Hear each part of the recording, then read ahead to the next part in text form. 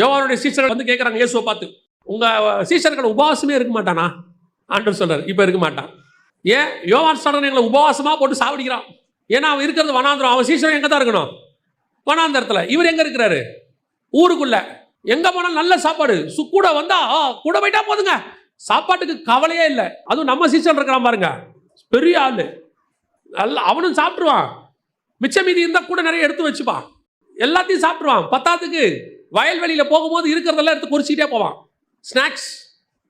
3.5 வருஷம் பசி கிடையாது, பட்னி கிடையாது. ஏதாவது கொஞ்சம் பசிக்கிற மாதிரி இருந்தால் சும்மா அற்புத அடையாளம் நடக்கும், ஏதோ ஒன்று நடக்கும். சந்தோஷமா இருந்திருக்காங்க. இயேசுகிட்ட வந்து கேட்குறான், யோவான் சீஷகர் ஆதகமாக கேட்குறான், எங்களை அவன் உபவாசமாக போட்டு கொள்றான், அப்படியே கொடுத்தாலும் காட்டுத்தேனு வெட்டுக்கிளி தான் தரான், இவனுங்க நல்லா திங்கிறாங்கல்ல, இவங்களுக்கு உபவாசமே கிடையாதா? நான் போவேன். அப்போ இருக்கு இவனுங்களுக்கு.